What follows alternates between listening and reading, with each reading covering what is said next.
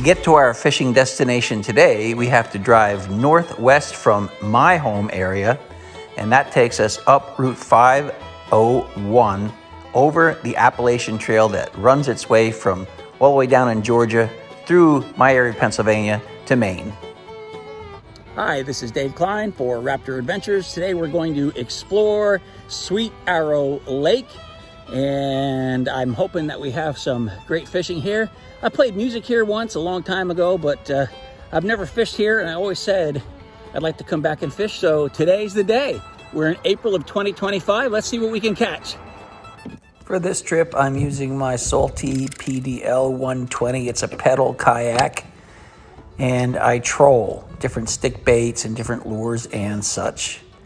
And it was a very nice day. I'd say the temperature about 68 degrees and a little bit of wind now and then, but not so bad. And about 45 minutes into it on my first troll, I hooked up with the first fish, and it was a largemouth bass, and here it comes. Here we go.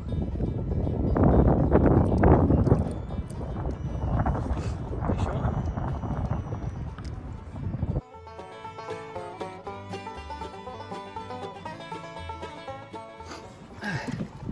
Good first fish of the day. Largemouth. Huh? There we are. Okay, buddy, let's get you back in the water. I'll show you that lure I was using in just a second. Let's get him back in. Ready? You ready to go? And there he goes. So I started by trolling my usual first go-to Yozori stick bait, 3-4 inch white. The lure was a little bit murky. That wasn't doing anything, plus it was sticking on the bottom, so I might try that later. But I got out one of these little hot shot lures. This one has, I'd say, kind of a yellow perch pattern, and it probably goes like no more than 3 feet below the water. And I didn't have this on 5 minutes, and bam, that was that largemouth bass hit. So let's go try it again. So I continued trolling up the lake. Nothing was doing there, so I turned around and started heading back down toward where I started and got hooked up here with a little but feisty yellow perch. They're always fun. Here's a fish on. It's not a big one, but it's a fish. What is it? Oh, yellow perch. A hungry yellow perch in shallow water. Okay. Hey, we'll take you. We'll let you go. So I'm finding shallow spots in this lake, and these little hot shot lures are doing the trick here. Once again, yellow perch hits on a yellow perch. It's not a monster, but fun nevertheless. Look at that beautiful dorsal fin there. They're really cool fish. They're so aggressive. Okay, let's let you go, bud.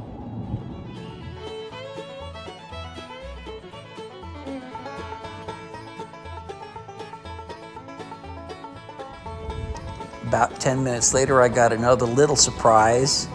Not a big fish, but kind of like the yellow perch, pretty aggressive fish, a crappie bass. I love the color of these fish, and they're fun to catch. Sean. Okay, it's a crappie bass. What the heck? Crappie bass. Wow. All right, let's bring it in. Okay, so that's 3 different species so far on these little hot shot lures. The other thing I was thinking is, I'm no expert, believe me. I fished a lot, but that doesn't mean I learned anything. But, so this crappie bass, they're beautiful, beautiful coloration. I'm gonna let him go in a minute. Yeah. But it seems to me it's cold, it's April, it's actually Good Friday, and I don't think the fish want really big lures, so that's why I'm down to these little lures. So far that theory's panning out. Let's let you go. Beautiful. They just all take off, no worries. Okay, here's a hit that turns the kayak around.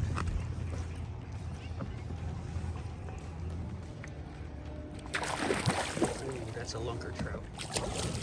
You know, I keep my drag set light, and I especially had it light here just in case I got into something like this. I've had my fair share of fish rip a line apart because the drag was set too tight.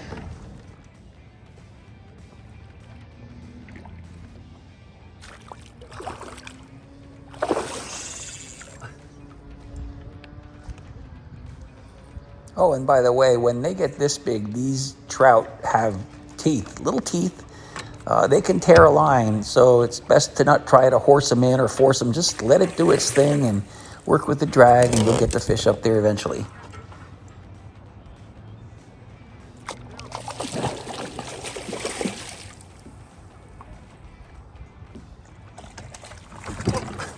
It's a very nice rainbow trout, very nice.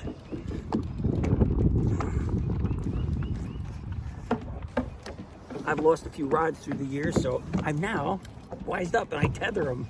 It doesn't seem to get in the way. Let me get this guy up to the boat and around to the bow so we can get a picture. This is where I usually lose the fish. I'm trying to get him up to the bow so I can show you. Come on, come on, come on. I had to use a net to bring this one in, and boy, there were several times I thought I was going to lose it.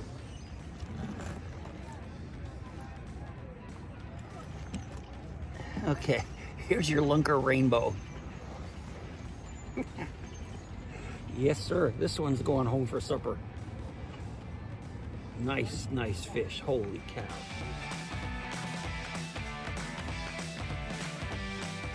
Okay, it's break time for supper time. Come down the cove. Some of the folks across the cove here just caught a nice sized trout. And, you know, I try to be a good boy of my diet, but it's hard to resist a hoagie. And you're out fishing and you're hungry. So that's what I'm having. Boy, that sandwich was good. I've tried a lot of Italian sandwiches or hoagies or whatever you want to call them from a lot of different places on my fishing trips. And I have like a sort of a rating system. I'd say that one was about an 8, really good. It would have been better if I'd had some vinegar and oil on it. I got it, that was pre-made, so they didn't have that stuff on it. Anyway, I got done with my dinner. I got really hungry. I had been fishing since about 12:15 p.m. and it was 3:55 p.m. So I couldn't last until 6 p.m. for dinner. I caved in around 3:55 and hogged that down, then got back in the kayak and headed back over toward the dam breast, which is theoretically a deeper part of the lake, even though I was really just trolling the top. And didn't have anything on this pass, but the day wasn't over yet. So I've had 2 kinds of hot shot lures on today. I went for little in trolling instead of big, because as I've been saying, I was getting snagged and stuff, and I just don't think the fish are ready for bigger bait. The one was a yellow perch color, and the other one is this silver color, and I found the silver color, and of course the white one with the red eye works really good. But look how tiny these are. I mean, they're way smaller than my thumb even, but very effective. This is what I caught that big trout on, that big rainbow lunker trout. He took a big gulp of this guy right here. So now it's after supper and not much is going on, so I'm kind of drift fishing and just relax a little bit. And I have a Senko worm out the side of the boat, just kind of bobbing along the bottom and letting the wind push me up the lake. So we'll see if anything comes from that. Let's go fish. Get on the line. While I'm trolling along here, I wanted to show you the clubhouse, or the main building that is run by the community in the municipality here where Sweet Arrow Lake is located. You can rent it out for, I guess, wedding receptions or private parties or whatever. At least I'm pretty sure that's the way it works. And right there where I'm pointing, there's a beautiful pavilion that blends in with the woods up there. And one time right here on these landings, you see the steps right in the middle of the screen. The second landing up, not the one by the water, but I was hired by somebody, and I don't even remember why or what. I do a lot of music jobs, but it was for myself, Dave Kline, and the Mountain Folk Band, the Bluegrass Band. And we were to entertain, and we set up so that our backs were to the lake, so the audience would look toward us as they watched the music and see this beautiful lake. And I vowed that one day I would come back here and fish this. It might have taken me 18 years to do it, but here I am today doing it. And I wanted to also show you, there you go, I came around the bend a little bit. There's the pavilion I was talking about up in the woods. So it's a very, very nice place. They've done an excellent job here. things had slowed up on the lures I was using, so I switched and I paddled up the cove a little bit and got slammed. Check this out. Now this fish was actually a little bit smaller than the first rainbow trout I caught, but honestly, I didn't think I was going to get this fish in the boat because it was really, really aggressive. I mean, look at it. It took me way out to the front. Then it ran back toward the kayak, and these kayaks have two things that stick out underneath the hull there that you can't see. It has the pedal drive sticks down, and then in the back it has a rudder that sticks down. You have to lift both those when you get into shallow water. And I mean, gee whiz, man, this fish is going all over the place, and I'm trying to keep it in the front so that I can show it to you. And this right here is where I lose most fish. If I'm gonna lose this fish, it's this move right here, coming across from left to right, trying to bring the fish back onto the bow so you guys can see it. So again, I have the drag light. I'm only using 6-pound test. And this fish is several pounds and full of pep. And you see me, I got to grab the net there, and I'm going to have to net it to bring it in. And it kept swimming away from me. It was really a lot of fun. Come on.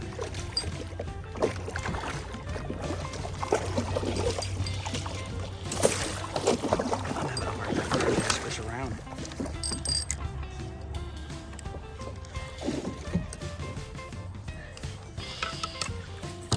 There is a fine line between wanting to get this on film, but not jerking that fish in and snapping that 6-pound test line. And this one tested me my limits. I was actually breathing heavy because I'd pull back and he'd run out on the drag.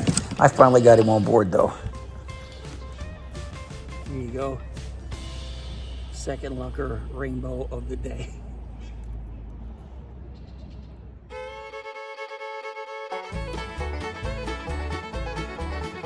That was exciting. I wasn't sure I was going to land that. I'm using on this rod here just 6-pound test, so I'm not doing anything heavy. It's a better feel that way, you know, adds an element of excitement. But I wasn't catching anything after my supper time, and so I decided to switch things up. I went back to like a 3-inch stick bait, 2 treble hooks. The reason I did this is I thought, well, maybe they'll think this is a bleeding shiner bait fish. And sure enough, I switched that up. I turned around, I started my second troll. I was about 5 minutes into it, about 4:45 in the evening, and bam, that rod went down and you saw the fish that was on it. Although it seems like a hassle, sometimes it's really good to just change up lures. It just seems to me, I know that this isn't really what goes on, but if you've ever had the experience, you can relate. I feel like after you catch so many fish on a certain type of lure, the word gets out in the fish community. They go around, they tell each other, hey dude, don't go after that little hot shot. That there catches fish, you know. So you got to change it up a little bit. That's my theory. I know I'm wrong, but it's a thought. I'd like to take 5 from fishing for just a moment and share some of the video footage I got of the osprey that were flying around and fishing on the lake with the rest of us fishermen. They are magnificent. If you don't know better from a distance, when they turn into the sun, like right there especially, you think you see a head, a white head, like a bald eagle, and then you got to look for that total white on the underbelly, like right there, and then you know, no, that's not a American bald eagle, that's a magnificent osprey. And there were 2 of them, I figured a mated pair, and maybe 4 of them flying around different parts of the lake. And of course, I missed the one that decided to tuck its wings in and dive bomb the lake after a fish. That was really, really neat. I could hear the splash from like 100 yards away. How in the world they hit the water so hard and just come back up and take off with a fish and don't knock themselves silly is beyond me. It's just one of those neat things in nature. So if the fishing's slow or even if the fishing's great, I always try to make sure to look up. Sometimes they'll call down to you. You'll hear their song or their screeching, but not so today. They were just flying, and man, that must feel great to be able to just soar like that. When they turn like that and just kite into the wind, look, that's just, I think it's breathtaking. I can never get enough of it. I'm trolling up the lake. This involves a commitment. I like this because I get the exercise no matter what. Catch a fish, don't catch a fish. least I'm out here getting some exercise. But if I had to be really honest, I'd say I appreciate when I can catch a fish. Okay, here's a fish on. After a pretty big lull, where I was basically just a kayak pedaling tourist, enjoying the wildlife and the birds, I had another hit, and it turned out to be an even bigger crappie than the one before it. And I'm gonna do my best to bring it off the bow of the boat and show it to you. Oh, it's a nicer size crappie bass. Wow, nice. On that silver stick bait. That's a nice crappie bass, huh? Or crappie, or whatever they call it. I call them crappie. That's what everybody I knew ever called them. I guess down south they call them crappie, and up north we call them crappie. Okay, we're gonna let him go.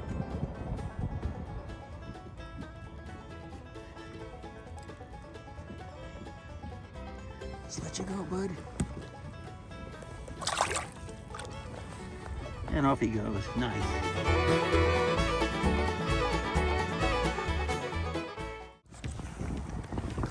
And I'm trolling back down the lake. I've got about 5 miles of trolling in so far on this trip. That's not bad. Although I will confess, it's been several months since I've done this because it hasn't been the season, and now it's April, so it is back to the season.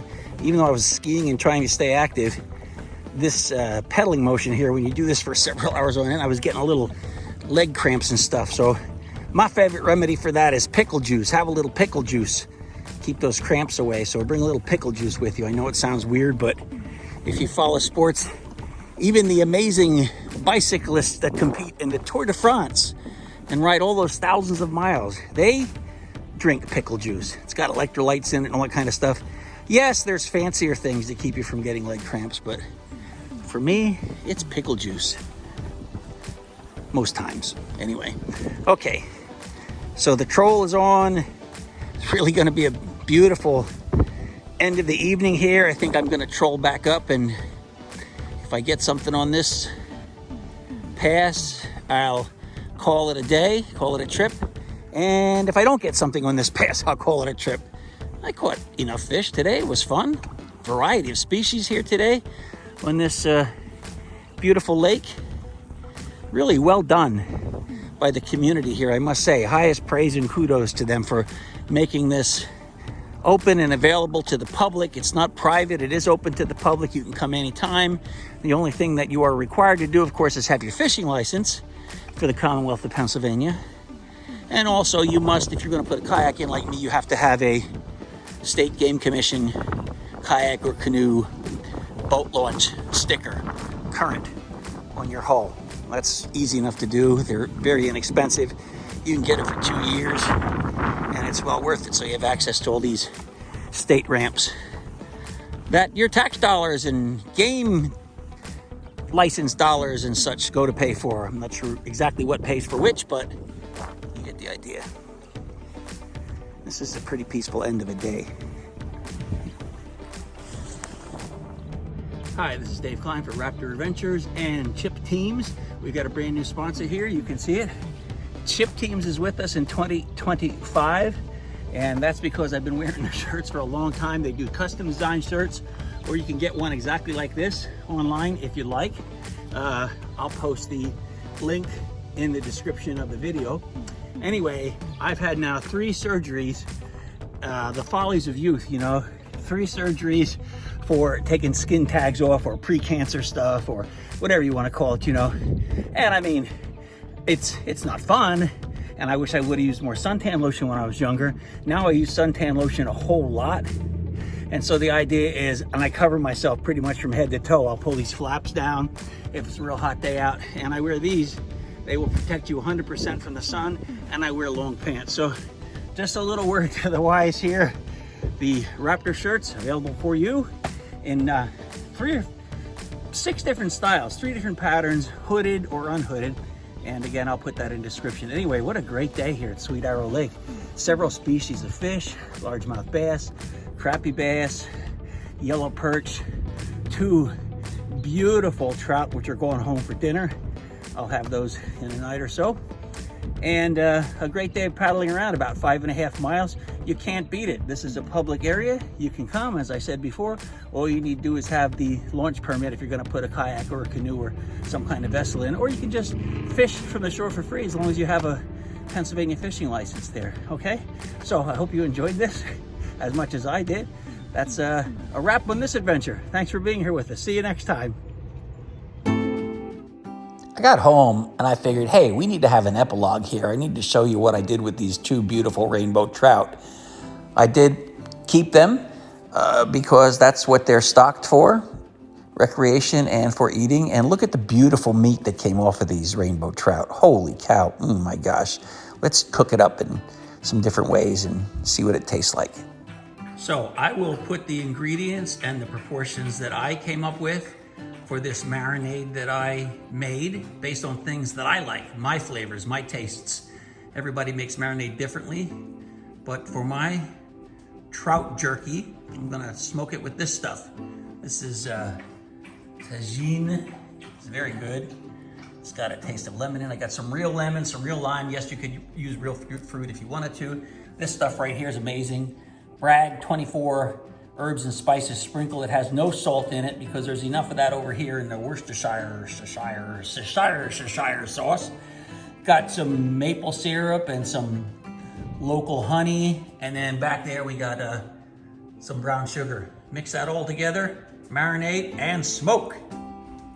Okay, so I took all of the dry and wet ingredients that I showed you and put them into my marinade for my trout jerky, and then I sliced up some fresh shallots, like 1 big fresh shallot and 2 giant cloves of the elephant garlic we grow here at the house. So you can see I put that in there, and then I let that sit overnight. Then I'm gonna shake it up and put it right in with our trout and let that sit for 6 hours. And here you can see the marinade, and I've cut our trout up into strips, more or less evenly sized strips. And I'm gonna put a little bit of the marinade in here first at the bottom, so that I'm sure I'm gonna coat everything on the bottom of this marinade tray. And then this is easy. Just lay these strips in here.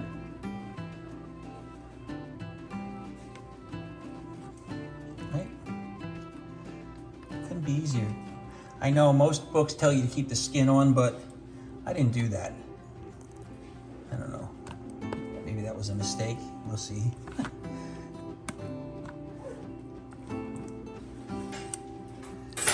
Okay, so you get the idea. The way I'm gonna do this is I'm gonna put a layer of marinade, then a layer of trout like that, then another layer of marinade over top of that, spread it out evenly, then another layer of trout, blah, blah, blah. And then we'll let that marinade for 6 hours, which seems to be the median length of time when I read most people's recipes and procedures. And then I'm gonna put it in the smoker for 6 hours or so. I'm gonna guesstimate that that's 2 or so pounds of fresh rainbow trout fillets in there. And it was approximately 2 cups of this marinade that I put together. And again, I'm gonna let it now sit in the refrigerator for 6 hours. I'll stir it up every now and then I'll put it out on the smoker. I mean, it already looks pretty good.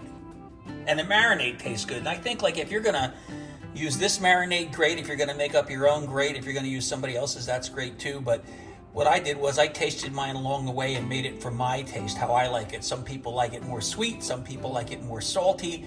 I like a nice combination of both, and I really like citric acid infusion. I like that taste, that lemon juice or that lime juice in there, and let it do its thing, along with the apple cider vinegar and such. That was part of the Bragg's herbal seasoning we put in there. They actually dry out apple cider vinegar, put it in there. Pretty neat, huh? And before I pulled out the trout that I wanted to use for making trout jerky, I saved some for tonight's supper, and I used a different marinade for this. This is being marinated in olive oil and fresh sliced shallots and some of that Bragg seasoning and a little bit of citrus juice and just a wee bit of soy sauce in there. That's because I wanted some salt infusion. into this. So tonight we're just gonna kind of bake this in the grill, and hopefully it's gonna turn out great. My grandfather, Clarence, was Pennsylvania Dutch, so for part of this meal, I'm going to go out and forage for these guys right here. You all know they're dandelions, right? We're going to have some batter-dipped dandelions. And to make my dandelion flowers, they're going to be fried as a side dish. I'm going to use a little bit of New Orleans-style fish fry bread and seafood mix because it's nice and spicy. And we're going to use a dash of mother-in-law's gochugaru, Korean chili flakes. Don't know if I pronounced that right or not, but I use this stuff when I make homemade kimchi. So stir that in, and then we'll dip the flowers in there and fry them. Okay, let's get our appetizer in the pan. Dandelion flowers. Oh man, they looking good. We've got this wonderful appetizer, fresh foraged from the field out behind our house. The dandelion flowers, dip them in your little sauce. Very good. They're loaded with antioxidants. They are extremely good for you. They can help with digestion. They can help supposedly lower blood pressure, all these kinds of things. I don't know if any of that's true, but it's a free, easy to find treat. Now, just make sure you don't gather them from where dogs do their business or the road's been sprayed for chemicals for weed control, okay? Those, just get them that they're not adulterated in any way. I'm gonna have another one. Now we put all of the marinade on top of this trout, including the fresh sliced up shallots and garlic. I'm gonna close up the foil and put it in the grill for a while. Okay, so it's been about 12-15 minutes. Let's open that up. Oh, look at that. Look at that. That looks pretty good. I think that's done. All finished. Let's take it in. Okay, so we're gonna have this trout with a nice fresh salad. You got these dandelion appetizers, got some potatoes au gratin, and this trout that just came in off the grill. Go ahead, scoop out a piece there. I'll hold my plate up. Man, it smells really great. It has a great aroma. Now, I don't know if you want to eat all of the shallots and stuff. It depends how much you like onion flavor, you know, but I like it, so I'm gonna let it on there. Okay, wow, it's nice and flaky. Honestly, that was about 12 minutes on the grill. Now the grill was set to 400 with the vents closed though, so the fire wasn't coming up through like I was charcoaling something. And now I'm gonna let that same grill simmer down to 180 to the smoking setting, and then I'm gonna smoke the other trout for 6 hours. I'm gonna show you that when it's done. So let's taste this. Yeah, it's really good. Really good. So this is trout RAPTR style. I think you'll enjoy it. I sure do. Supper is over. The trout was delicious. My wife, who can be my greatest critic, and I mean that in a positive way, said it was the best trout she ever enjoyed. I thought it was too. It was good. So now we've got the smoker set up for 183. We're gonna leave these strips on here that have been marinating for 6 hours. We're many hours into this process now, and the trout jerky is looking pretty darn good. I think I'm gonna let it on there for just a little while longer. And this is what we look like at 6 hours, so it's time to take it off. Let me just see if I can pick a piece up. Hopefully it didn't stick to the grill. Oh man, look at that. It didn't stick to the grill at all. I am gonna let this cool off and then vacuum bag it. But first we gotta taste a piece, right? Sure. Okay, let's give it a taste.